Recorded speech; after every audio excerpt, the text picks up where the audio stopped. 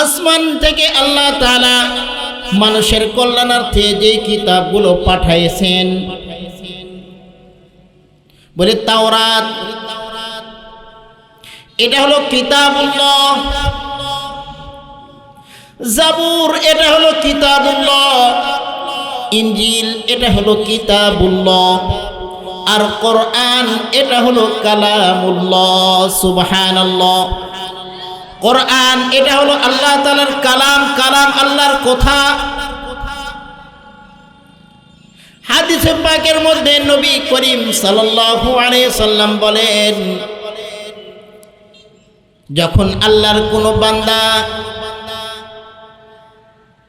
একমাত্র আল্লাহর জন্য কোরআনটা তেলাওয়াত করে, সে মূলত কোরআন তেলাওয়াত করে না, সে আল্লাহর সাথে কথা বলে। সুবহানাল্লাহ। কোরআন পড়ল, কোরআন পড়ার দ্বারা আল্লাহর সাথে কথা হয়। কবি বলেন, তুম সব গুই হরদম গুই दम सज नहीं है, बाती तो है हरदम मगर आवाज नहीं है। বলে কোরআন এটা এমন কালামুল্লাহ, আল্লাহর কথা। আল্লাহর কোন বান্দা যখন কোরআনটা পড়ে, আল্লাহর সাথে আওয়াজ ছাড়া আল্লাহর সাথে কথাবার্তা হয়ে যায়। সুবহানাল্লাহ। নবী করিম সাল্লাল্লাহু আলাইহি সাল্লাম বলেন, ও দুনিয়ার মানুষ, তাবাররাক বিল কুরআন ফাইন্নাহু কালামুল্লাহি ওয়া খারাজা আন। ও দুনিয়ার মানুষ, তোমরা অনেক কিছু দ্বারা বরকত অর্জন করলা, আমি নবী তোমাদেরকে বলে যাই, কোরআন দ্বারা তোমরা বরকত অর্জন করো। বলে কেন? ফাইন্নাহু কালামুল্লাহ, কেননা কোরআন এটা হলো আল্লাহর কথা, আল্লাহর কালাম। ওয়া খারাজা আন, এবং কোরআন এটা আল্লাহর জাতের ভিতর থেকে বের হয়ে আসছে। সুবহানাল্লাহ।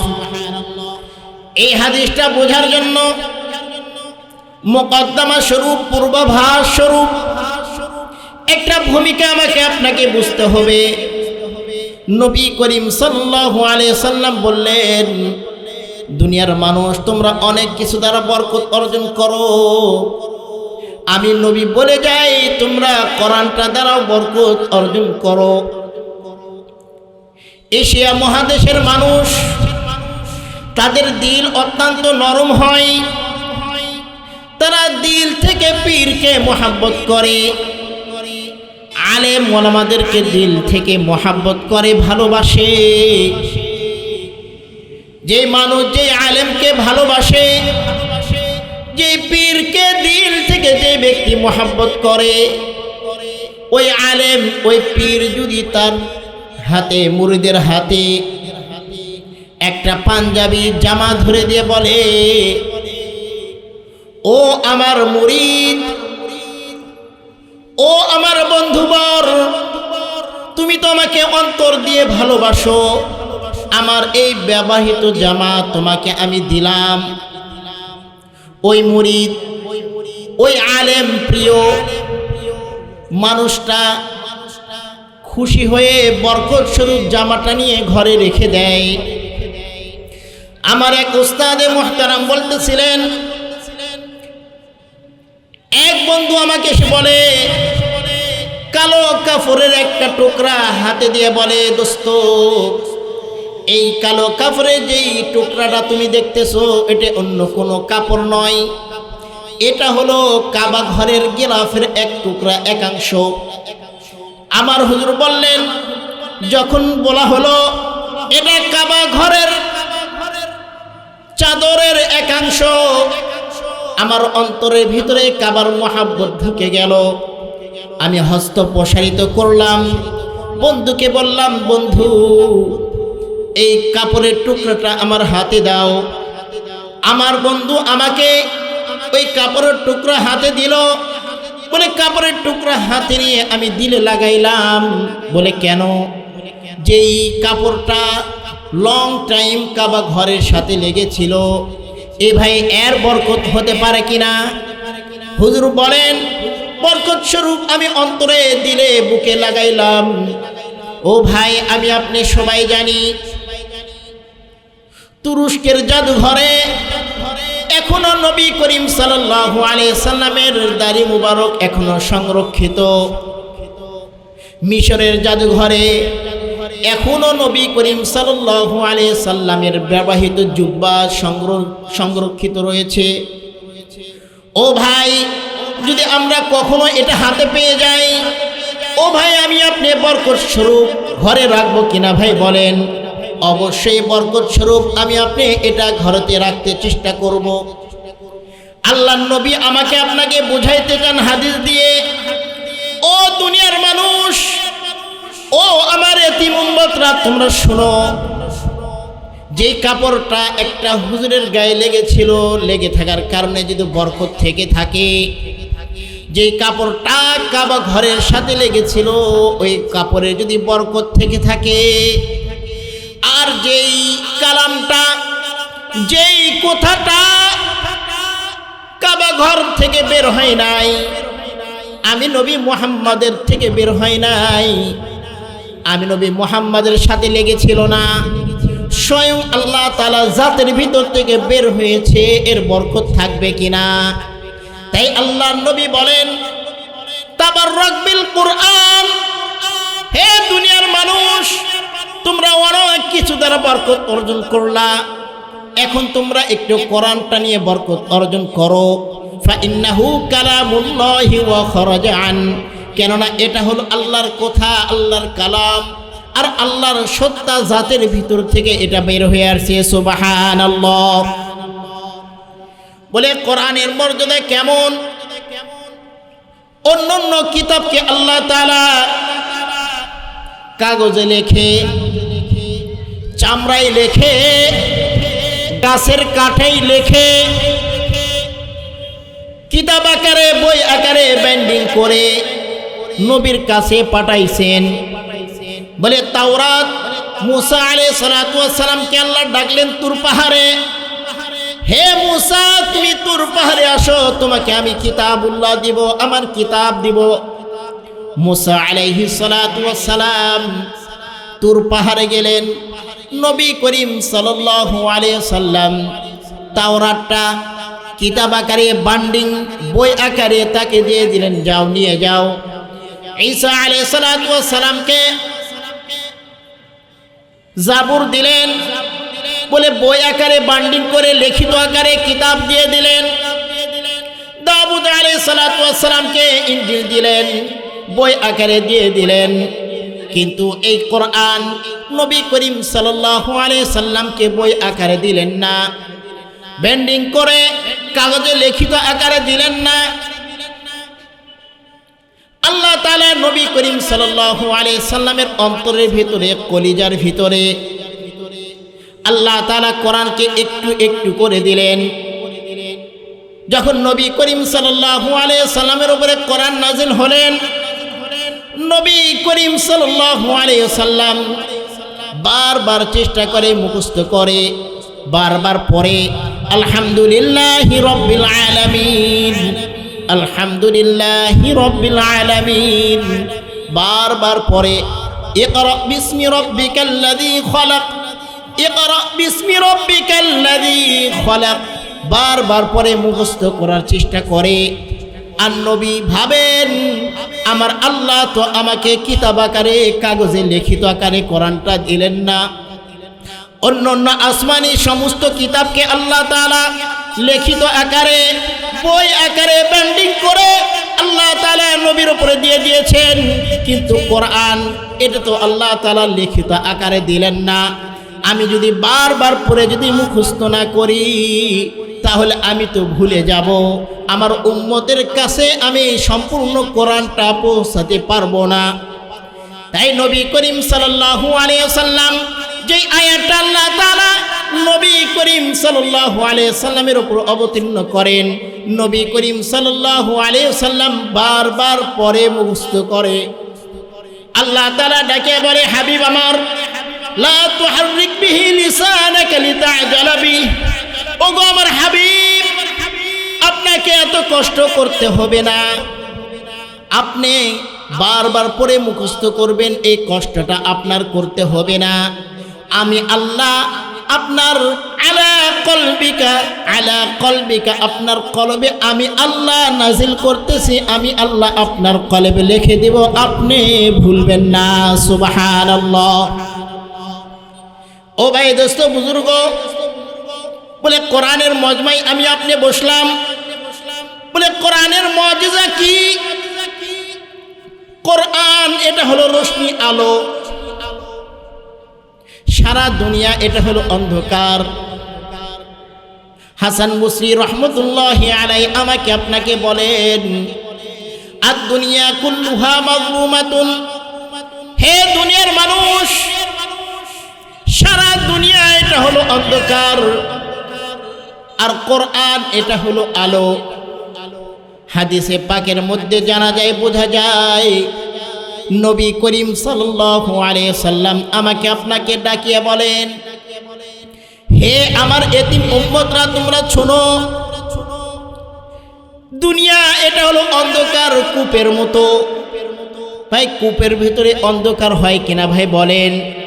মাটির নিচে যত যাবে তত অন্ধকার। আল্লাহর নবী বলেন, হে আমার উম্মতরা, তোমরা শোনো, সারা দুনিয়া এটা হলো অন্ধকার কূপের মতো, আর এই অন্ধকার কূপের ভিতরে কোরআন নামক যে রশি যে ধরবে, কোরআন নামক রশি আলো যে ধরবে, এই আলোয় আলোকিত হয়ে সে জান্নাতে পৌঁছে যাবে। সুবহানাল্লাহ। হাসান বসরি রহমতুল্লাহি আলাইহি তিনি কে? উমর রাদিয়াল্লাহু তাআলা আনহুর জামানায় তার জন্ম। তিনি জন্ম নিলেন তাহনিক করানোর জন্য। তার আত্মীয় স্বজন হযরত উমর রাদিয়াল্লাহু তাআলা আনহুর কাছে নিয়ে গেলেন।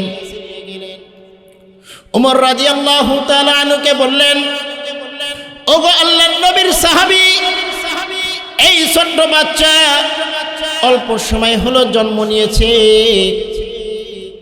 এই ছোট্ট বাচ্চার নামটা আমরা কি রাখবো? আর এই ছোট বাচ্চার তাহনিক আপনি একটু করিয়ে দেন। বলে, তাহনিক কাকে বলা হয়? তাহনিক বলা হয় ছোট বাচ্চা যখন জন্ম নেয়, কোন আল্লাহওয়ালা বুজুর্গের মুখে খেজুর বা মধু একটু চিবিয়ে এই ঠোঁট থেকে, জিহ্বা থেকে সামান্য লালা এই ছোট বাচ্চার মুখে ভরে দেওয়া, এটাই হলো তাহনিক। হাসান বসরি রহমতুল্লাহি আলাইহির আত্মীয় স্বজন হাসান বসরি জন্ম নিয়েছেন ছোট বাচ্চা। ওমর রাদিয়াল্লাহু তাআলা আনহুর কাছে নিয়ে গেলেন, ওগো আল্লাহর নবী সাহাবী, আপনি একটু এই বাচ্চাকে তাহনিক করিয়ে দেন। ওমর রাদিয়াল্লাহু তাআলা আনহু বললেন, তোমরা যে তাহনিক করবা, হে তোমরা যে এই ছোট বাচ্চার তাহনিক করবা, তোমরা কি খেজুর অথবা মধু নিয়ে এসেছো? হাসান বসরি রহমতুল্লাহি আলাইহির আত্মীয় স্বজন বলেন, আরে আমরা তো খেজুর আর মধু এটা এগুলো নিয়ে আসি নাই। ওমর রাদিয়াল্লাহু তাআলা আনহু তার মুখ থেকে নালা, জিহ্বা থেকে একটু নালা নিয়ে হাসান বসরি রহমতুল্লাহি আলাইহি জিহ্বায় লেগে দিলেন। হাসান বসরির ছোট বাচ্চা দুই ঠোঁট একটু একটু করে নড়ায় আর এটাকে চুষে নেয়।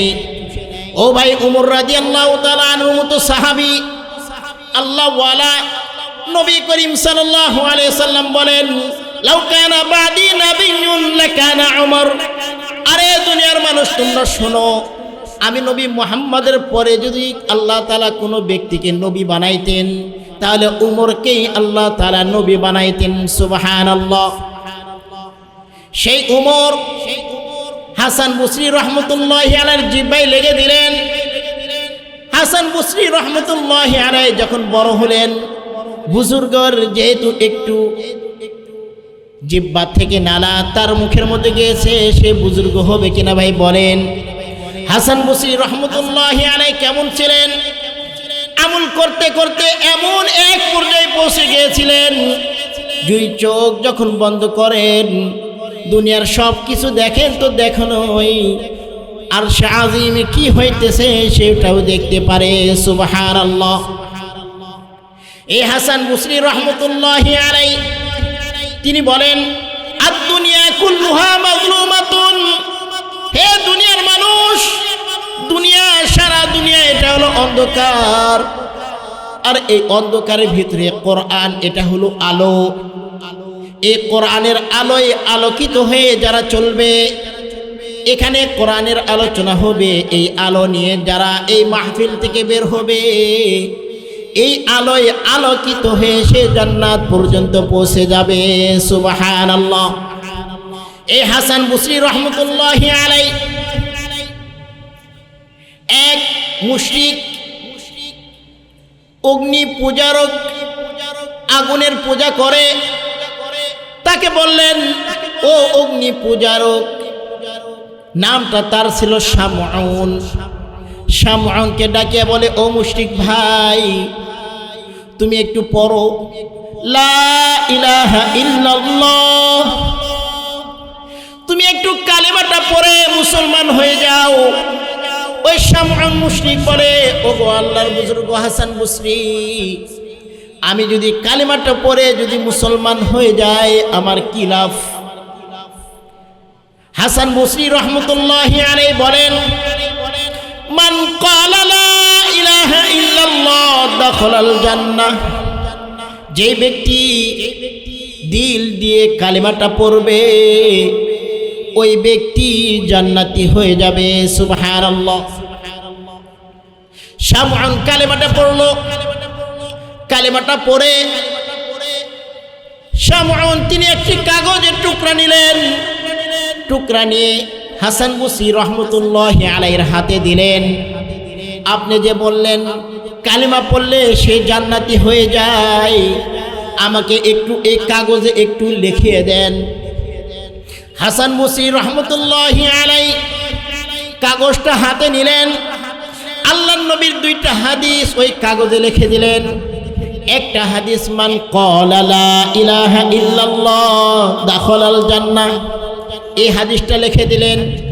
আর একটা হাদিস লিখলেন আল ইসলামু মা কানা ইয়ানহাদিমু মা কানা ক্বাবলাহু, ইসলাম এমন একটা ধর্ম যে ব্যক্তি কালেমাটা পড়ে ইসলাম গ্রহণ করলো, এই কালেমাটা পড়ার কারণে মুসলমান হওয়ার কারণে পিছনের সমস্ত গুনাহকে আল্লাহ তাআলা মিটিয়ে দিল। সুবহানাল্লাহ। এই দুইটা হাদিস লিখে শামউনের হাতে দিল। শামউন এই কাগজটা হাতে নিয়ে দেখে হাসান বসরি রহমতুল্লাহি আলাইহিকে ডাকিয়ে আবার এই কাগজের টুকরাটা হাসান বসরি রহমতুল্লাহি আলাইহির হাতে দিলেন। হাসান বসরি রহমতুল্লাহ, আপনি আমার দাফন কাফন সম্পূর্ণ করবেন, যখন আমাকে কবরে নামাইবেন, কবরে নামানোর পরে যখন আমাকে রেখে উঠে আসবেন তখন এই কাগজের টুকরাটা আমার কাফনের কাপড়ের মধ্যে দিয়ে আসবেন, কারণ আমার কোনো সাথী থাকবে না কবরে, আমার কোনো সাথী নাই কবরে। আল্লাহ তাআলা যখন আমাকে প্রশ্ন করে বলবে আমি আল্লাহ তাআলার কাছে এই কাগজটা দেখাবো, ও মাওলা তোমার এক আল্লাহওয়ালা বুজুর্গ হাসান বসরি রহমতুল্লাহি আলাইহি এই কাগজটা লিখে দিয়েছেন, যে কালেমা পড়ে সে জান্নাতি হয়ে যায়, যে কালেমা পড়ে তার পিছনে সমস্ত গুনাহ মিটিয়ে যায়।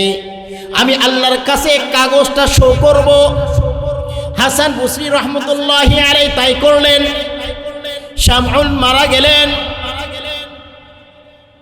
আল্লাহ তাআলা যখন তাকে প্রশ্ন করলেন ওগো তোমার রব কি, তোমার রব কে, তোমার দিন কি, ওয়া মান হাযার রাজুল আল্লাযী বুইসা ফীকুম, এই যে এই ব্যক্তি, এই ব্যক্তিটাকে শামউনকে যখন জিজ্ঞাসা করলো, শামউন কাগজটা আল্লাহর সামনে শো করলেন।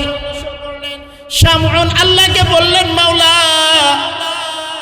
তোমার বুজুর্গ হাসান বসরি আমাকে এই কাগজটা দিয়েছে, আল্লাহ তাআলা শামউনকে বলে, ইতিহাস যাচাই করলে দেখা যায়, বোঝা যায়, জানা যায়, আমার যে বুজুর্গ হাসান বসরি যে কথাটা বলেছেন, আমার নবীর হাদিস, মান ক্বালা লা ইলাহা ইল্লাল্লাহ দাখালাল জান্নাহ, যে ব্যক্তি দিল দিয়ে কালেমাটা পড়লো, আমি আল্লাহ তার উপর খুশি হয়ে জান্নাত দিয়ে দিব। আমার নবী যে হাদিসটা বলেছেন, আমার নবীর এই হাদিস, এই কথাটা সত্য।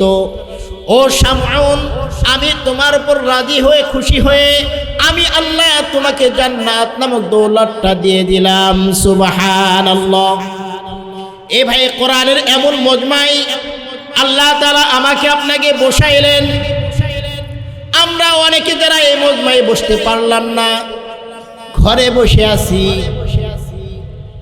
অমুক অমুক তামাশা নিয়ে বসে আছি, খানা পিনার আয়োজন নিয়ে বসে আছি। ও ভাই, গভীরভাবে চিন্তা করলে দেখা যায়, জানা যায়, আমরা আজকে বছরে একটা দিন মাহফিল হয়।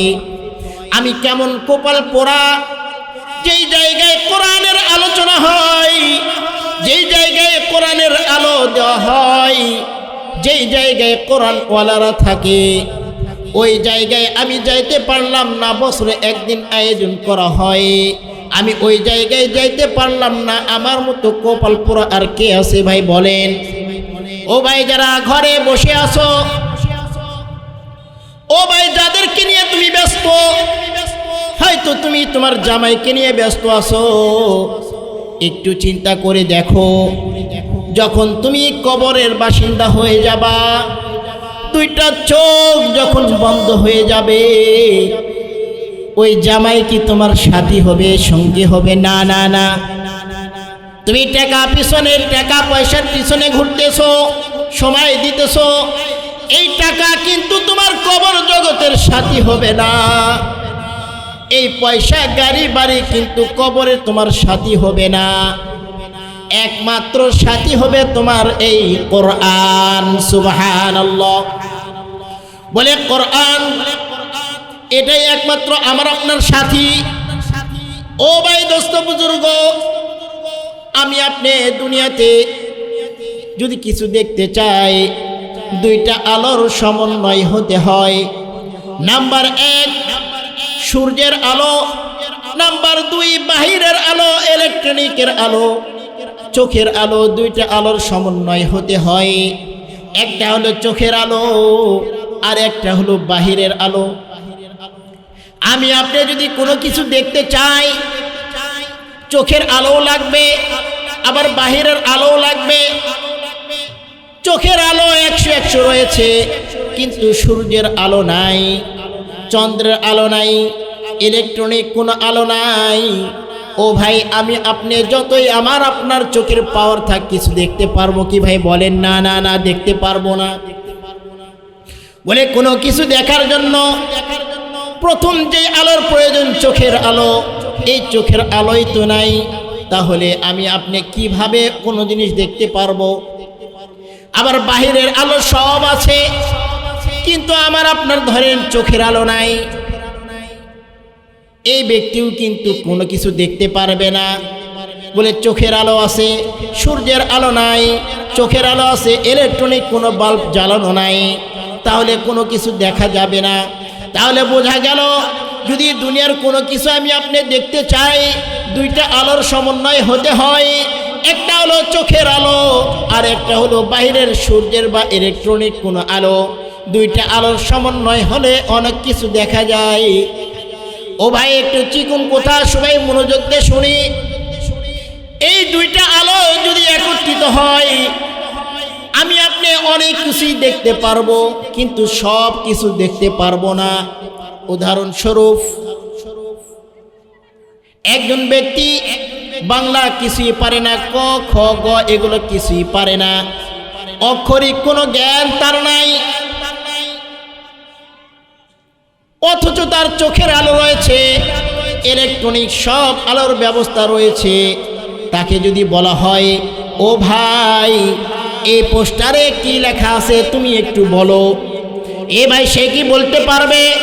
বলেন, সে কি বলতে পারবে? বলে না না না। বলে তার চোখের আলো আছে, আবার বাইরের ইলেকট্রনিক সুন্দর আলোর ব্যবস্থাও আছে, তারপরেও এটা বলতে পারতেছে না। বলে কেন? তার জ্ঞানের আলো নাই। কিসের আলো নাই ভাই? জ্ঞানের আলো নাই। আর একটা চিকুন কথা, এই কারণেই আমি আপনি একটা প্রবাদ বলি, হায়রে কপাল মন্দ চোখ থাকিতে অন্ধ। এর অর্থ এটাই, আপনার কাছে জ্ঞানের আলো নাই। আর একটা চিকুন কথা হলো, জ্ঞানের ভিন্নতার কারণে চোখের যে একটা দেখার দৃষ্টিশক্তির যে একটা পাওয়ার, এই পাওয়ারের মধ্যে ভিন্নতা ঘটে। উদাহরণস্বরূপ উদাহরণ দিয়ে বোঝাই, গ্রামের একটা মা রত্নগর্ভা মা, রত্নগর্ভা মা। আমাদের দেশে রত্নগর্ভা মা কাকে বলা হয়? আমাদের দেশে রত্নগর্ভা মা বলা হয় ওই মাকে, যেই মার পেট থেকে জন্ম নেওয়া সন্তান খেলতে গিয়ে অলরাউন্ডার হয়, ওই সন্তানের মাকে বলা হয় রত্নগর্ভা মা। দুঃখের সাথে বলতে হয়, আমাদের দেশের রত্নগর্ভা মা ওই মাকে বলা হয় যেই মার পেট থেকে জন্ম নেওয়া সন্তান নৃত্য ড্যান্স দিয়ে দিয়ে যুবকদের দৃষ্টি আকর্ষণ করতে সক্ষম হয়। এমন এমন এমন সন্তানের মাকে বলা হয় রত্নগর্ভা মা। কিন্তু দুঃখের সাথে বলতে হয়, আমাদের দেশের ওই মাকে রত্নগর্ভা মা বলা হয় না, যেই মার পেট থেকে জন্ম নেওয়া সন্তান 10 থেকে 11 বছর ছোট বাচ্চা। এই ছোট বাচ্চা 10 থেকে 11 বছরের ভিতরে 30 পারা কোরআনের 30 পারা হেফজ কমপ্লিট করে, যেই জায়গায় যে জমিনে কোরআন নাযিল হয়েছে, ওই জায়গায় 100 রাষ্ট্রের সমর্থিত হাফেজদের প্রতিযোগিতায় 100 রাষ্ট্রের সমর্থিত হাফেজদের প্রতিযোগিতায় সমস্ত রাষ্ট্রকে পিছনে ফেলে মাত্র ছোট্ট একটা বাচ্চা কোরআন হাফেজদের শ্রেষ্ঠত্ব পুরস্কার নিয়ে আসে। ওই সন্তান, ওই ছোট বাচ্চার মাকে কিন্তু আমাদের দেশে রত্নগর্ভা মা বলা হয় না। আমাদের দেশে ওই মাকে রত্নগর্ভা মা বলা হয় না, যেই মার পেট থেকে জন্মানো সন্তান।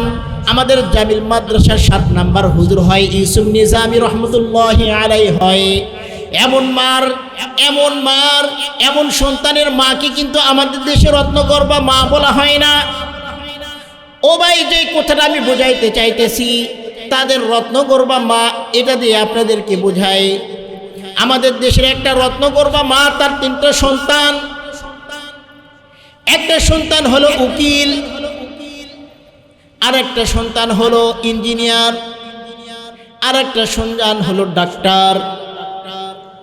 যে সন্তান ইঞ্জিনিয়ার ছোটখাটো কোনো ইঞ্জিনিয়ার না, সে হলো চিফ ইঞ্জিনিয়ার।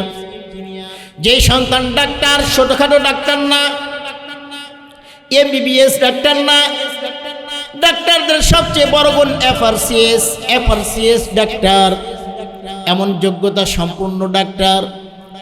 আবার যে সন্তান উকিল ব্যারিস্টার, সাধারণ উকিল না, সাধারণ ব্যারিস্টার না, আবার ওই দেশের সংবিধান রচনাকারীও। এমন 3টা সন্তান মাকে খুব ভালোবাসে। হঠাৎ করে দেখা গেল ডাক্তার বাবা বাইরের রাষ্ট্রে চলে গেছে, যে ব্যারিস্টার উকিল সে কোনো কাজে দেশের বাইরে চলে গেছে, বাড়িতে যে ছেলে ইঞ্জিনিয়ার চিফ ইঞ্জিনিয়ার সেই ছেলে বাড়িতে রয়ে গেছে। হঠাৎ মার তলপেটে ব্যথা, মাকে নিয়ে ডাক্তারের কাছে গিয়েছে ইঞ্জিনিয়ার ছেলে। ডাক্তার যখন মাকে দেখলো, দেখার পরে অনেক চেক আপ দিল, এই পরীক্ষা ওই পরীক্ষা করে নিয়ে আসো। পরীক্ষা করে নিয়ে আসলো। পরীক্ষার মধ্যে একটা ছিল এক্সরের কালো ফিল্ম। ডাক্তার এক্সরের কালো ফিল্মটা দেখলেন, দেখার পরে কিছু ওষুধ লিখে দিলেন। লিখে দিয়ে বললেন, যাও বাড়িতে যাও, ওষুধ খাওয়াইলে ঠিক হয়ে যাবে। ওই ইঞ্জিনিয়ার ছেলে মাকে নিয়ে এসে ওষুধ খাওয়ায়। ডাক্তার ছেলে যখন শুনল মা অসুস্থ, দেশের বাইরে থেকে মার কাছে চলে আসলেন। মাকে জিজ্ঞাসা করলেন, মা তুমি নাকি অসুস্থ, ডাক্তার নাকি তোমাকে অনেক পরীক্ষা দিয়েছিল, পরীক্ষার রিপোর্টগুলি কই? মা বলে, ও বাবা সামান্য অসুখ হয়েছে, সামান্য তলপেটে ব্যথা, আমার ওষুধ দিয়েছে, এই ওষুধ খেলে ভালো হয়ে যাবে। একজন এফআরসিএস ডাক্তার, সে কি এতটুকু কথার উপর শান্ত হতে পারে? না না না। মাকে বলে, মা রিপোর্টগুলো কই? মা বলে, এই তো বালিশের নিচে রয়েছে। বালিশের নিচের থেকে এক্সরের কালো ফিল্ম সন্তানটা বাহির করে। এক্সরের কালো ফিল্মটা দেখে, দেখার পরে বলে, মা তোমার তো তলপেটে দেখতেছি পাথর হয়েছে। এখন আমার প্রশ্ন, ও ভাই, যে সন্তান ইঞ্জিনিয়ার, সে কিন্তু দিনে টনকে টন পাথরের কাজ করে, সে কিন্তু এক্সরের কালো ফিল্ম হাতে নিয়ে মায়ের তলে দেশে, পেটের তলে দেশে যে একটা পাথর হয়েছে, পাথর কিন্তু নির্ণয় করতে পারে নাই। বলে, কেন পারো নাই? বলে, কেন পারে নাই? বলে, এক্সরের কালো ফিল্ম দেখিয়া তলদেশে, পেটের তলদেশে পাথর হয়েছে না কি হয়েছে, এটা যদি তুমি নির্ণয় করতে চাও, তোমাকে ব্যারিস্টারি পড়লে হবে না, তোমাকে ফিজিক্স পড়লে হবে না, তোমাকে লয়ারি পড়লে হবে না, তোমাকে কেমিস্ট্রি পড়লে হবে না, তোমাকে শিখতে হবে মেডিকেল সায়েন্স। ঠিক কিনা ভাই বলেন? Medical science. ঠিক তদরূপ এক্সরে কালো ফিল্ম দেখে যদি পাথর হয়েছে কিনা এটা যদি নির্ণয় করতে যদি মেডিকেল সায়েন্সের প্রয়োজন হয়, ও ভাই, আপনি যদি জান্নাতের পথের প্রতীক হতে চান, আপনি যদি কোরআনের আলোয় আলোকিত হয়ে জান্নাতে যদি যাইতে চান, তাহলে মেডিকেল সায়েন্স হলে চলবে না, লয়ারি পড়লে হবে না, ফিজিক্স পড়লে হবে না, কেমিস্ট্রি পড়লে হবে না, আপনার লাগবে কোরআনের আলো। সুবহানাল্লাহ। এ ভাই, কোরআনের আলো যদি আপনার কাছে থাকে, আপনি এই আলোয় আলোকিত হয়ে জান্নাত পর্যন্ত পৌঁছতে পারবেন। আপনি আপনার সন্তানকে আধুনিক যত জ্ঞান আছে সমস্ত জ্ঞান মালা বানাইয়া গোলায় পরে দিলেন, আপনার সন্তানের অনেক যোগ্যতা হতে পারে। আপনার সন্তান ক্লিন পানির দিকে তাকাইয়া বলতে পারবে এর ভিতরে জীবাণু আছে কিনা। আপনার সন্তানের এই যোগ্যতা হবে জমির উপর হাত দিয়ে বলতে পারবে এখানে কয়তলা বিল্ডিং করা যাবে। আপনার সন্তানের এই যোগ্যতা হবে তারকা দেখে রাস্তা নির্ণয় করে দিবে। কিন্তু আপনার সন্তানকে যদি জান্নাতের পথের পথিক বানাতে চান, আপনার সন্তানের গলায় কোরআনের মালা পরাইতে হবে। বলেন ঠিক কিনা? ও ভাই, দোস্ত, বুজুর্গ, আমি কিন্তু এই কথা দ্বারা এটা বুঝাইতেছি না যে আপনার সন্তানকে লয়ের পড়ানো যাবে না, আপনার সন্তানকে মেডিকেল সায়েন্স পড়ানো যাবে না। আমার এই কথা দ্বারা উদ্দেশ্য এটা না। যেহেতু তথ্য প্রযুক্তিবিদ, তথ্য প্রযুক্তির যেহেতু যুগ চলতেছে, সায়েন্সের যেহেতু যুগ চলতেছে, মুসলমানের সন্তান বিশ্বের সেরা সায়েন্সবিদ হতে হবে, মুসলমানের সন্তান বিশ্বের সেরা তথ্য প্রযুক্তিবিদ হতে হবে।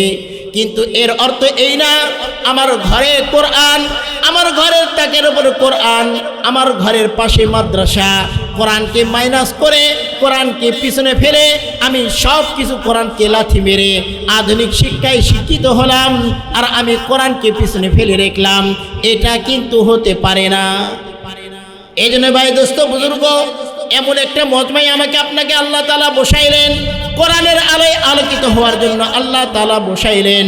আমার যখন দুইটা চোখ যখন বন্ধ হয়ে যাবে, দুইটা চোখ যখন বন্ধ হয়ে যাবে, যখন আমি আপনি কবরে যাব, আমার আপনার সাথী কিন্তু কোরআন ছাড়া আর কেউ থাকবে না। ও ভাই, ঘরে যারা আমরা আত্মীয় স্বজনকে নিয়ে ব্যস্ত আছি, এই আত্মীয় স্বজন কিন্তু ঘরে যাবে না, এই আত্মীয় স্বজন কিন্তু আমার আপনার কবরে যাবে না। কবরে কিন্তু আমার আপনার কোনো সাথী হবে না, একমাত্র সাথী হবে এই কোরআন। বলে হাসরের ময়দানে আল্লাহ তাআলা যখন বিচারের কাজ শুরু করবেন, আল্লাহ তাআলার নামটা তখন রাখবেন কহার, অত্যন্ত রাগান্বিত। কোন নবী পর্যন্ত নবী করিম সাল্লাল্লাহু আলাইহি সাল্লাম বলেন আল্লাহ এমন রাগান্বিত হবে নবীরা পর্যন্ত কথা বলার সুপারিশ করার সাহস পাবে না।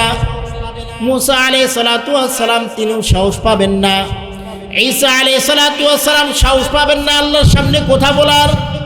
সবাই শুধু বলতে থাকবে ইয়া নফসি ইয়া নফসি ইয়া নফসি। কিন্তু আমার আপনার নবী আল্লাহর কাছে বলবেন ইয়া উম্মতি ইয়া উম্মতি ইয়া উম্মতি। আমার উম্মতের কি অবস্থা, আমার উম্মতের কি অবস্থা।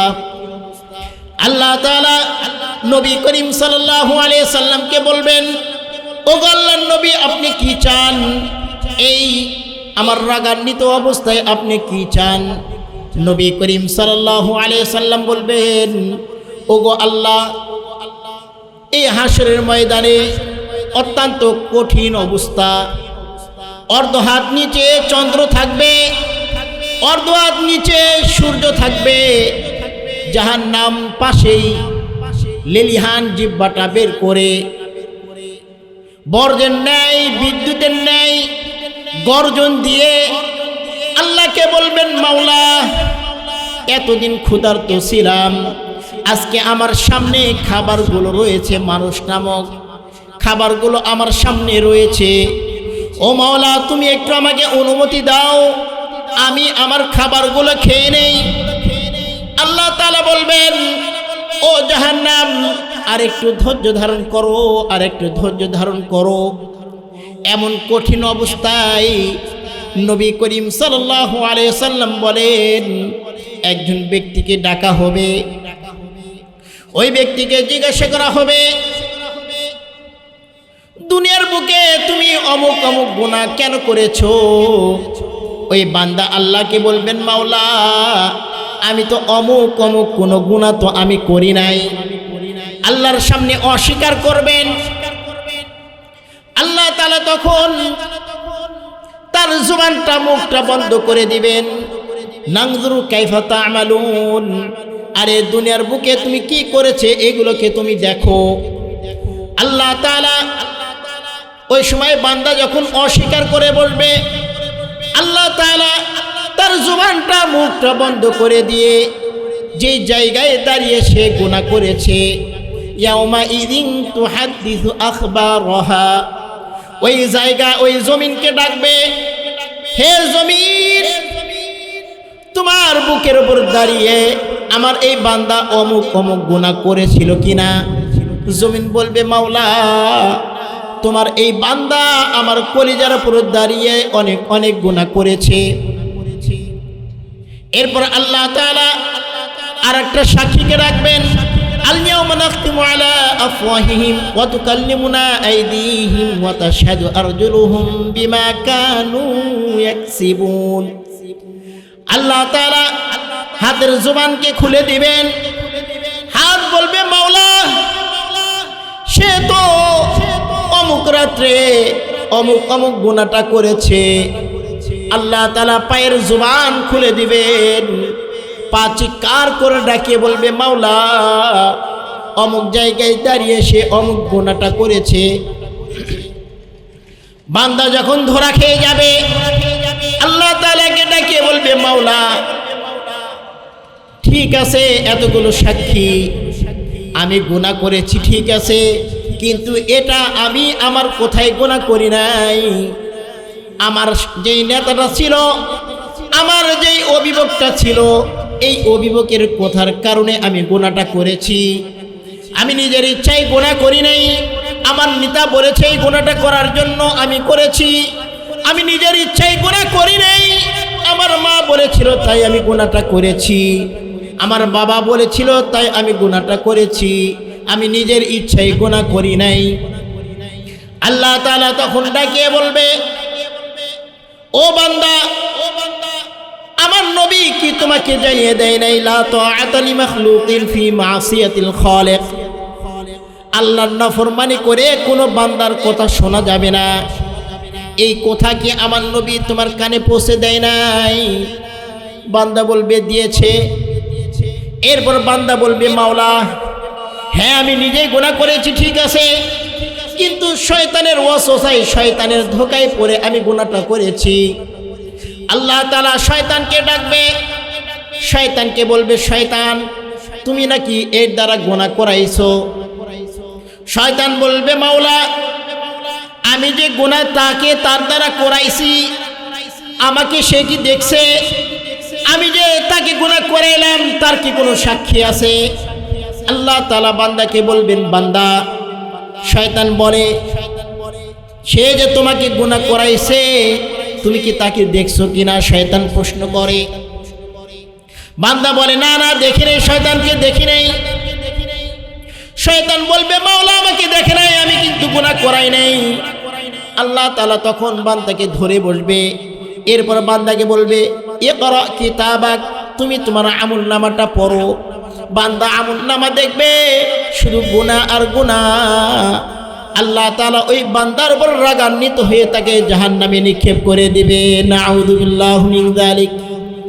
ও ভাই দোস্ত বুজুর্গ, আল্লাহ তাআলা আমাকে আপনাকে অত্যন্ত ভালোবাসেন, মহব্বত করেন। বিশেষ করে আমরা যারা এখানে উপস্থিত আছি, যারা কোরআনের কথা শুনতেছি, আমাকে আপনাকে আল্লাহ তাআলা অনেক মহব্বত করেন।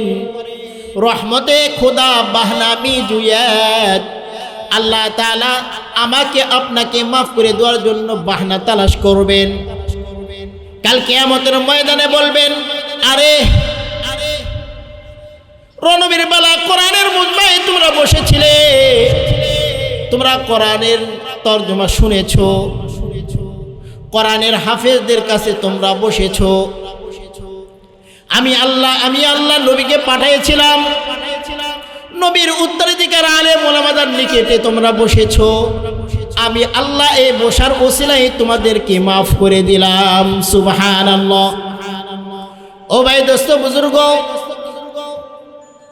কবরের ভিতরে হাসরের ময়দানে কোরআন ছাড়া আমার আপনার কোনো সাথী হবে না। দুনিয়াতে অনেক সময় দেখা যায় নিজের মা সন্তানের পরিচয়টা দেয় না, সন্তান মা বাবার পরিচয়টা দিতে ভয় পায়। হাসরের ময়দানে আপনার আমার মা বলবে আরে দুনিয়ার বুকে তো আমার বিবাহ হয় নাই, সন্তান কই থেকে আসলো আবার। শুধু হাসরের ময়দানে এমনটা হবে তা না, দুনিয়ার ময়দানে এমনটা হয়ে থাকে। অনেক সময় ব্যারিস্টার সন্তান, এই সন্তান যেহেতু অনেক বড় ব্যারিস্টার হয়ে গেছে, জাস্টিস হয়ে গেছে, নিজের বাবা যেহেতু কৃষি কাজ করে, এটা আমার বাবা এই পরিচয় দিতে লজ্জা পায়, লজ্জার কারণে বাবার পরিচয়টা দেয় না। ঠিক কিনা ভাই বলেন? দুনিয়ার বুকে একজন অপরজনের মা বাবার পরিচয় দিতে লজ্জা পায়। হযরত ওমর রাদিয়াল্লাহু তাআলা আনহুর জামানার ঘটনা, মদিনার এক গলির ভিতরে একটা সন্তান আর একটা মেয়ে, দুইজন কেসাল করতেছে, ঝগড়া করতেছে। ওই মেয়ে বলে এ আমার সন্তান না, একে আমার কাছ থেকে দূরে সরে দাও, তোমরা একে নিয়ে যাও। সন্তান চিৎকার করে ডাকিয়ে বলে আমার মার কাছ থেকে যদি তোমরা আমাকে দূরে সরে দাও, আমি কার কাছে থাকবো? কে আমাকে রান্না করে খাওয়াবে? কে আমাকে গোসলটা করাবে? এটাই আমার মা, তোমরা আমার মার কাছ থেকে দূরে সরে দিও না। ওই মহিলা চিৎকার করে ডাকিয়ে বলে না না না, এটা আমার সন্তান না। হযরত আলী রাদিয়াল্লাহু তাআলা আনহু মদিনায় ওই সময় বিচারক ছিলেন। হযরত আলী রাদিয়াল্লাহু তাআলা আনহুর কাছে নিয়ে যাওয়া হলো। আলী রাদিয়াল্লাহু তাআলা আনহু বললেন তোমার সন্তান কিনা? মহিলা বলে না, এটা আমার সন্তান না। বাচ্চাকে বলে এটা তোমার কি মা? বাচ্চা চিৎকার করে ডাকিয়ে বলে হ্যাঁ ওটা আমার মা। এর থেকে যদি আমাকে পৃথক করে দেন, আমাকে কে খাওয়াবে? আমাকে কে গোসল দেওয়াবে? আমাকে কে যত্ন করবে? আমার মা সারা দুনিয়াতে আর কেউ নাই। মহিলা চিৎকার দিয়ে ডাকিয়ে বলে, না না, এটা আমার সন্তান না। আলী রাদিয়াল্লাহু তাআলা আনহু ওই ছোট্ট বাচ্চার মাথায় হাত দিয়ে বলে, ও বাচ্চা, আমি যদি তোমাকে আমার সন্তান বলে মেনে নেই, আমি যদি তোমাকে আমার পরিবারের সদস্য বানাই, তাহলে তুমি কি খুশি থাকবা?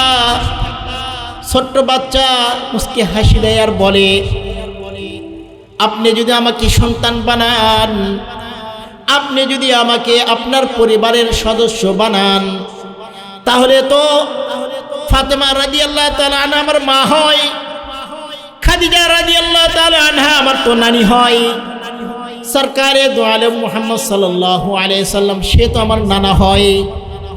আমি কেন আপনার ঘরের সদস্য হব না? হ্যাঁ হ্যাঁ, আমি খুশি।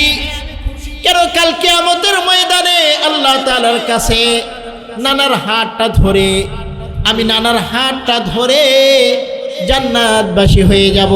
সুবহানাল্লাহ। ও ভাই, ছোট্ট বাচ্চা আলী রাদিয়াল্লাহু তাআলা আনহুর পরিবারের সদস্যর মাধ্যমে আল্লাহর নবীর পরিবারের সদস্য হয়ে গেলেন।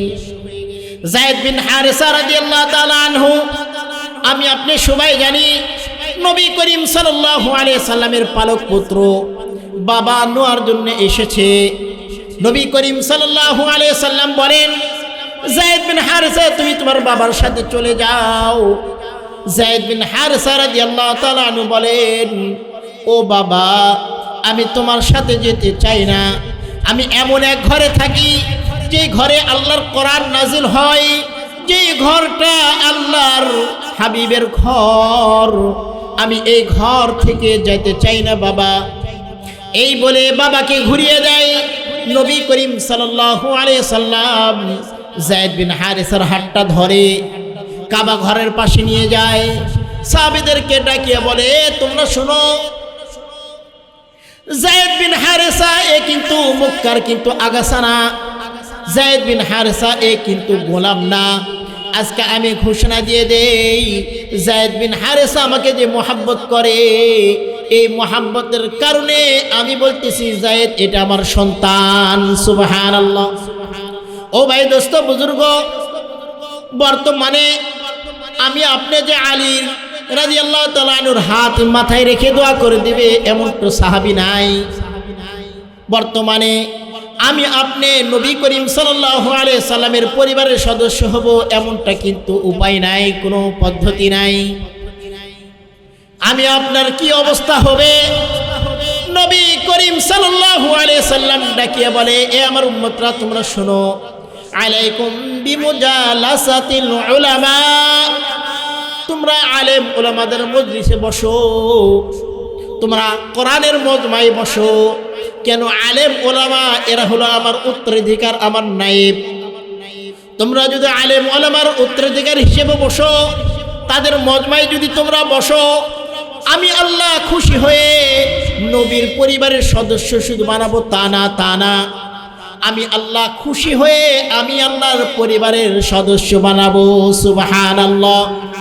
নবী করিম সাল্লাল্লাহু আলাইহি সাল্লামকে সাহাবারা জিজ্ঞাসা করলেন, ও আল্লাহর নবী, হুম আহলুল্লাহ, আল্লাহর পরিবারের সদস্য কারা? নবী করিম সাল্লাল্লাহু আলাইহি সাল্লাম বলেন, আল্লাহর পরিবারের সদস্য হলো হুম আহলুল্লাহ কারা?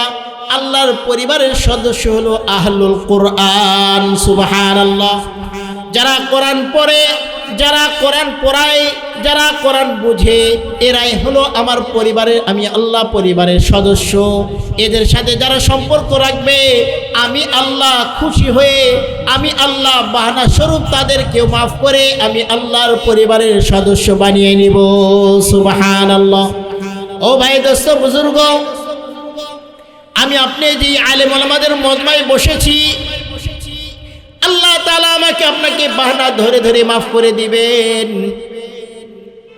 কাল কিয়ামতের ময়দানে নবী করিম সাল্লাল্লাহু আলাইহি সাল্লাম আমাকে আপনাকে হাদিস শুনে দিয়েছেন, আলেমের একটা দল জান্নাতের ঘোষণা হয়ে যাবে। যাও যাও, আল্লাহর পক্ষ থেকে ঘোষণা, তোমরা জান্নাতে চলে যাও।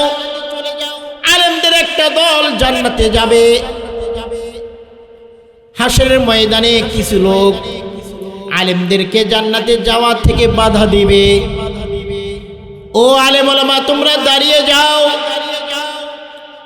আমাদের কিছু কথা আছে আপনার সাথে, আপনাদের সাথে। বলবে তোমাদের আমাদের সাথে আবার কি কথা? বলবে ও মাওলা, আমরা তাদেরকে দাঁড় করে দিয়েছি এই জন্য। আমি ওই আলেমকে চিনি, সে রণবীর বালা মাদ্রাসায় পড়তো, সে জামিল মাদ্রাসায় পড়তো। আমি এই আলেমাকে মোহাব্বত করে, আমি এই আলেমকে মোহাব্বত করে ওজুর পানিটা দিয়েছিলাম। অন্য আরেক ব্যক্তি বলবে ও মাওলা, আমি এই আলেমকে চিনি, আমি তো এই আলেমের জাগিরের ব্যবস্থা করে দিয়েছিলাম, খাবারের ব্যবস্থা করে দিয়েছিলাম। আল্লাহ তাআলা আলেমকে ডাকে বলবে ও আলেম, এই ব্যক্তি যে কথা বলতিছে এগুলো কি ঠিক? আলেমরা বলবে মাওলা, হ্যাঁ হ্যাঁ, দুনিয়ার বুকে আমাকে এই ব্যক্তি ওজুর পানির ব্যবস্থা করে দিয়েছিল। দুনিয়ার বুকে যখন তোমার কোরআনটা আমি শিখেছি,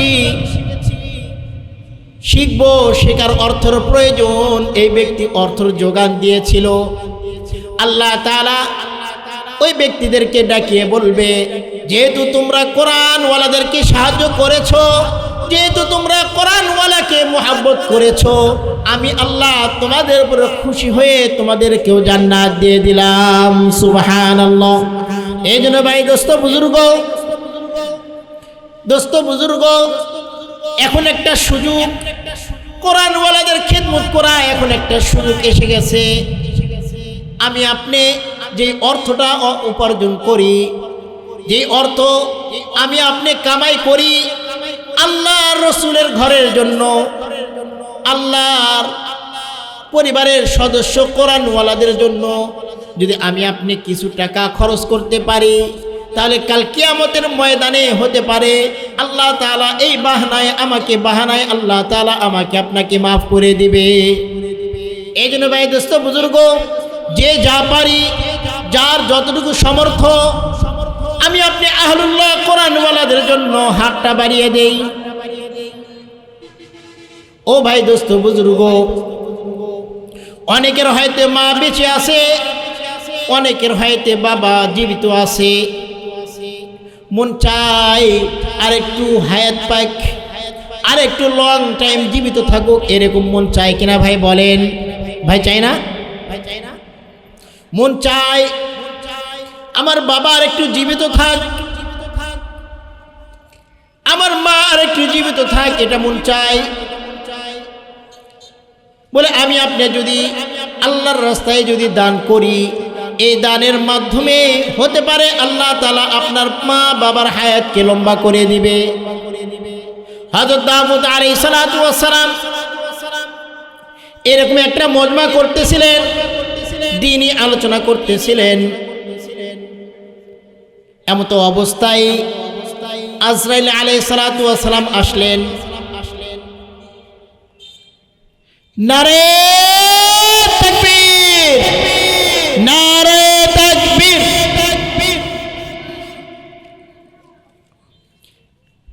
আমাদের শাহান ভাই, আব্দুল আলিম বুড়ো কাকার ছেলে শাহান ভাই, 2000 টাকা। নারে তাকবীর। মাওলা, তুমি তার 2000 টাকাকে কবুল করে নাও। তার মনের যে আশা আকাঙ্ক্ষা, এই আশা আকাঙ্ক্ষাগুলো তুমি কবুল করে দাও। ও মাওলা, তার পিতা মাতাকে তুমি মাফ করে দাও। তার সন্তান মাদ্রাসায় লেখাপড়া করে, মাওলা গো, হক্কানি হাফেজ আলেম তুমি তার সন্তানকে বানিয়ে দাও। সবাই বলি আমিন। কালু, এটা আমাদের পিছনে সুমন ভাই, কালু রহমতুল্লাহ আলাইহির ছেলে, 5000 টাকা। নারে তাকবীর। ও মাওলা, আমাদের সুমন ভাই, তার বাবা দুনিয়াতে নাই। ও মাওলা, দয়া করে মায়া করে 5000 টাকা মাওলা কোরআনওয়ালাদের জন্য করলো দান। ও মাওলা, তার বাবার সম্মানটা আপনি বাড়িয়ে দেন। আমিন। আসাদ ভাই 1000 টাকা, নারে তাকবীর। ও মাওলা, আসাদ ভাইয়ের বাবা দুনিয়াতে নাই গো মাওলা। মাওলা গো, দয়া করে মায়া করে আসাদ ভাইয়ের বাবাকে তুমি কবুল করে নাও, কবরকে তুমি জান্নাতের টুকরা বানিয়ে দাও। ও মাওলা, দয়া করে মায়া করে আসাদ ভাইয়ের মা অসুস্থ, মাওলা শিফায়ে কামিলা আজলা দায়মা ইস্তামার নসিব করো। সবাই বলি আমিন। এ ভাই আরো যাই, যতটুকু পাই আল্লাহর রাস্তায় দিয়ে যাই। আমাদের গোকুল কাকা 1000 টাকা, নারে তাকবীর। ও মাওলা, তুমি তার দানকে কবুল করে নাও, তার দিলের নেক মকসুদকে তুমি কবুল করে নাও। আমাদের পাশে মা বোনরা আছি, যে যতটুকু পারি আল্লাহর রাস্তায় একটু দান করে যায়। নবী করিম সাল্লাল্লাহু আলাইহি সাল্লাম বলেন, ও আমার সাহাবীরা তোমরা শোনো, তোমরা যদি আল্লাহর রাগকে যদি ঠান্ডা করতে চাও, হয়তো তুমি দেখতেছো যে কাজেই আমি হাত দেই আল্লাহ রাগান্বিত, কেমন যেন এই কাজটা আমি সফলতা অর্জন করতে পারি না, কেমন যেন মনে হয় আমার আল্লাহ আমার উপর রেগে আছে। আল্লাহর নবী বলেন, as-সাদকাতু তুতফিউ গযবার রব্বি, তুমি যে সদকা করবা, আল্লাহর রাস্তায় দান করবা, এই দান করার কারণে আল্লাহ খুশি হয়ে যাবে, রাগ কমে যাবে আল্লাহর। সুবহানাল্লাহ। এই জন্য ভাই দোস্ত বুজুর্গ, যে যতটুকু পারি, আমাদের রাজু ভাই অনেক কষ্ট করে টাকা অর্জন করে, আমি আপনি সবাই দেখি ঘাট পার পানি নাড়তে নাড়তে হাতটা সাদা হয়ে যায়, এরপরেও কষ্টের টাকা 1000 টাকা আল্লাহ তোমার জন্য করলো দান। মাওলা, তুমি তার দিলের মকসুদকে তুমি কবুল করে নাও। সবাই বলে আমিন। মাওলা, তার এক মেয়ে, ও মাওলা হেফজ সমাপনী করার জন্য মাওলা অনেক চেষ্টা করতেছে, দয়া করে মায়া করে ও মাওলা তোমার কালামুল্লাহ, তোমার কোরআনকে হেফজ সমাপ্ত করার মতো তৌফিক দান করো। সবাই বলে আমিন। আমার ফুবা পানু ফুবা 1000 টাকা, নারে তাকবীর। ও মাওলা, দয়া করে মায়া করে আমার ফুয়ার বাড়িতে যদি কোনো পেরেশানি থেকে থাকে, সমস্ত পেরেশানিকে তুমি দূর করে দাও। মাওলা, দয়া করে মায়া করে সংসারে বরকত দান করো, অভাবকে দূর করে দাও, সমস্ত হাজতকে তুমি তোমার গায়বে খাজানা থেকে পুরা করে দাও। সবাই বলি আমিন। ও ভাই, আর যাই যতটুকু পারি অতি তাড়াতাড়ি আল্লাহর জন্য দিয়ে যায়। নবী করিম সাল্লাল্লাহু আলাইহি ওয়াসাল্লাম বলেন, দাউদ আলাইহিস সালাতু ওয়াস সালাম এর কাছে আজরাইল আসলেন। আজরাইল আসার পরে আজরাইল মুস্কি হাসি দেয়। দাউদ আলাইহিস সালাতু ওয়াস সালাম বলেন, দোস্ত তুমি হাসতেছো কেন? আজরাইল আলাইহিস সালাতু ওয়াস সালাম বলেন, এই যে আমার সামনে বসে থাকা যে যুবকটা বসে আছে, এই কয়েক সেকেন্ড পরে ওকে আমি নিয়ে যাব। ওয়াটার আল্লাহর হয়ে গেছে, ওকে কি তুলে নিয়ে যাব। দাউদ আলাইহিস সালাতু ওয়াস সালাম মজমা শেষ করে দিলেন, আলোচনা শেষ করলেন, আগামীকাল আবার আলোচনায় বসলেন। দেখে ওই যুবকটার সামনে আবার বসা। এমত অবস্থায় আজরাইল আসলেন। আজরাইলকে বলে, দোস্ত তুমি বললে যে একে তুলে নিয়ে যাবো, আল্লাহর ওয়াটার হয়ে গেছে, এখনই দেখি আমার সামনে বসা, কারণ কি? আজরাইল বলেন, আমারও তো এটাই প্রশ্ন, আমিও আল্লাহকে প্রশ্ন করলাম, মাওলা তুমি তো এইমাত্র বললা একে উঠে নিয়ে আসো, এর জানটা কবজ করো, আবার আপনি একটু পরে বললেন না না এর জানটা তুমি কবজ করো না, এর কারণটা কি? আল্লাহ উত্তর দিলেন, যখন এই মজমা দাউদ আলাইহিস সালাতু ওয়াস সালাম যখন মজমাকে শেষ করলেন, যখন মজমায় থেকে উঠলেন, মজমায় থেকে যখন উঠলেন, ওঠার পরে এক ভিক্ষুক এই ছেলের কাছে এসে কিছু নেওয়ার জন্য হাতটা বেরিয়ে দিলেন। ওই যুবক পকেটে হাত দিয়ে পকেটে যা ছিল আল্লাহকে খুশি করার জন্য ওই ভিক্ষুকের হাতে দিয়ে দিল। আল্লাহ তাআলা বলেন, এ আজরাইল তুমি শোনো, কি জন্য আমি এই যুবকের জানটা কবজ করতে আবার নিষেধ করলাম? এই যুবক পকেটে হাত দিয়ে আমাকে খুশি করার জন্য 6 দিরহাম দান করেছে। আমি আল্লাহ তার এই 6 দিরহামের উপরে খুশি হয়ে আমি আল্লাহ তার জীবনের থেকে 6টা বছর আরো বৃদ্ধি করে দিয়েছি। সুবহানাল্লাহ। এ ভাই, দান করলে হায়াত বাড়ে কিনা ভাই বলেন? ও ভাই, আমার বাড়িতে আমার মা আছে, আমার বাড়িতে আমার বাবা আছে, মন চায় আরো কিছুদিন আমাদের ছায়া হিসেবে আমার বাবা থাকুক, এরকম মন চায় না কে ভাই? ভাই বলেন, চায় না? সবার চায় না ভাই? চায়। একটা কথা বলতেছিলাম, আল্লাহ তাআলা আমাকে আপনাকে বাহানা করে করে মাফ করে দিবেন। আল্লাহ তাআলা মহব্বত করেন, ভালোবাসেন, তাই আল্লাহ তাআলা আমাকে আপনাকে এখানে নিয়ে আসছেন। বলে কেমন মহব্বত করেন, কেমন ভালোবাসেন আল্লাহ তাআলা, এমনকি কাফের মুশরিক তাদেরকে কেমন ভালোবাসেন, তাদের জিহ্বার দিকে আল্লাহ তাআলা চেয়ে থাকেন, তাকিয়ে থাকেন। এই জিহ্বা দ্বারা কখন কালেমাটা পড়বে, আমাকে ডাকবে, আমি আল্লাহ লাব্বাইক বলে হাজির হয়ে যাব। সুবহানাল্লাহ। এই ভাই দোস্ত বুজুর্গ, কেমন ভালোবাসেন নূহ আলাইহিস সালাতু ওয়াস সালাম।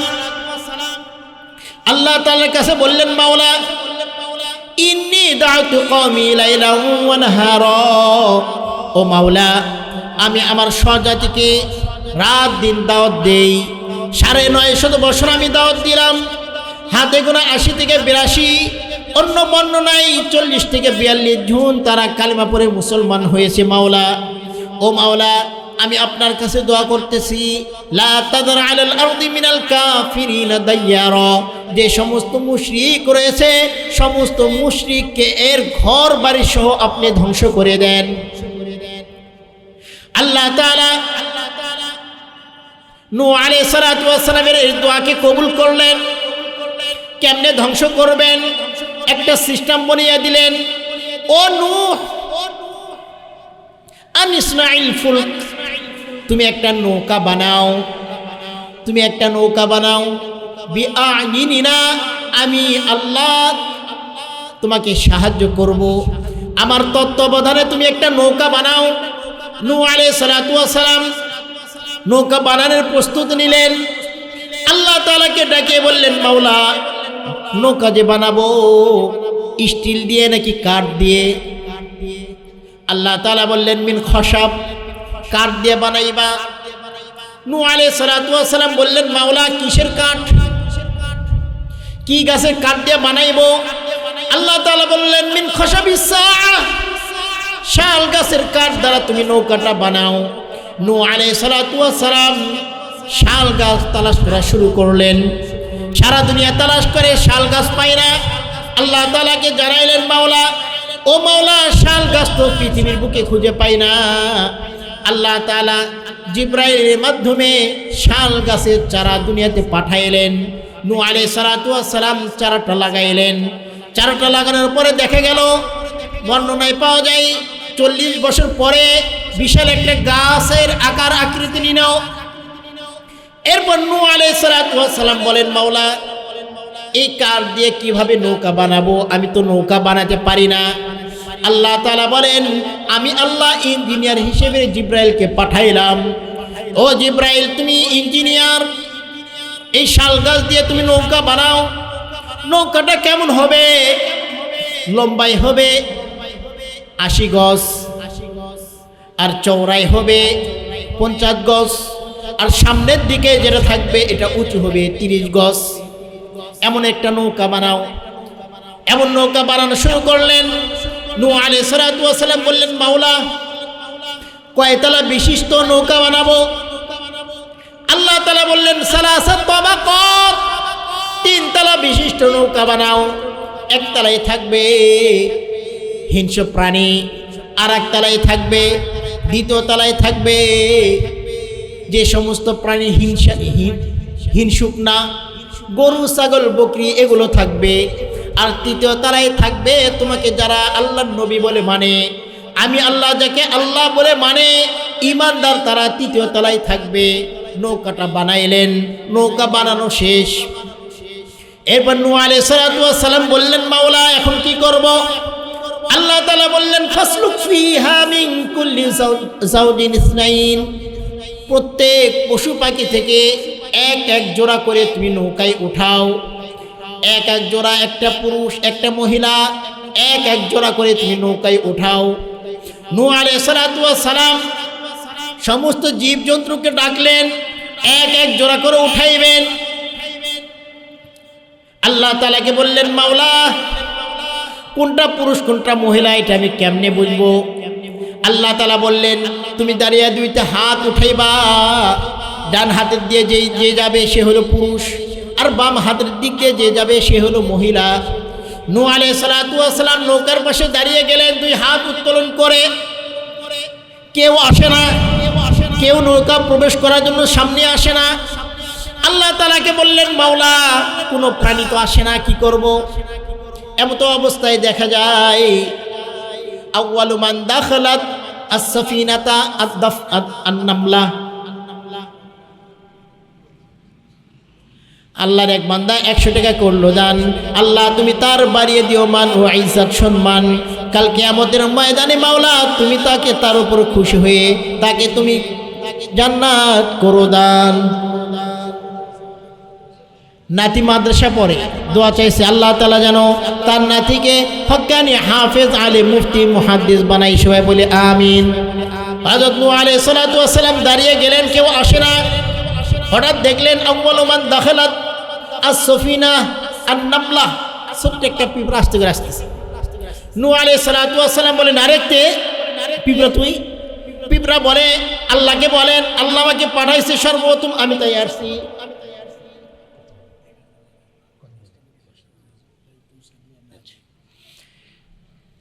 তো পিঁপড়া বলতেছে আল্লাহ আমাকে পাঠাইছে। এরপরে দেখা গেল সাপ আসতেছে। নূহ আলাইহিস সালাতু ওয়াস সালাম বলেন, মাওলা সাপ দেখে তো মানুষ ভয় পায়। আল্লাহ তাআলা বললেন, যতদিন নৌকায় থাকবে ততদিন আমি আল্লাহ সাপের বিষ রাখবো না। এরপরে হিংস্র প্রাণী, বনের রাজা সিংহ সে আসতেছে। নূহ আলাইহিস সালাতু ওয়াস সালাম ভয় পেয়ে গেলেন, মাওলা সাপকে তো শুধু মানুষ ভয় পায়, কিন্তু এই সিংহকে মানুষ অন্যান্য প্রাণী ভয় পায়। আল্লাহ তাআলা বললেন, ও নূহ সিংহের মাথার উপর তুমি হাত দাও। নূহ আলাইহিস সালাতু ওয়াস সালাম সিংহের মাথার উপর হাত দিলেন, দেখলেন মাথা অনেক গরম। আল্লাহ তাআলাকে বললেন, মাওলা সিংহের মাথা তো অনেক গরম। আল্লাহ তাআলা বললেন, ও নূহ এটা গরম না, এটা হলো আল হুম্মা, এটা হলো জ্বর। আমি আল্লাহ জ্বর দিয়েছি। জ্বর দিলে কাবু হয়ে যায় না মানুষ? ইতিহাস গ্রন্থ যাচাই করলে, গবেষণা করলে জানা যায় জ্বর দুনিয়ার বুকে ওই সিংহ থেকেই শুরু হয়েছে। সিংহ থেকেই শুরু হয়েছে। সিংহ উঠলেন, সর্বশেষ যে আসলো আখিরু মান দাখালা আল হিমার, গাধা। এই গাধা অর্ধেক উঠছে আর অর্ধেক উঠে না। নূহ আলাইহিস সালাতু ওয়াস সালাম গাধাকে জিজ্ঞাসা করলেন, গাধা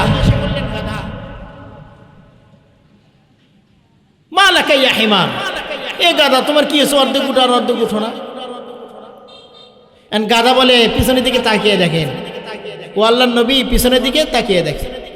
নূহ আলাইহিস সালাতু ওয়াস সালাম পিছনে তাকাইলেন, দেখে তাআল্লাকাল হিমার, ইবলিস এই হিমার এই গাধার লেজ ধরে আছে, এই জন্য গাধা উঠতে পারতেছে না। এ ভাই সময় তো শেষ।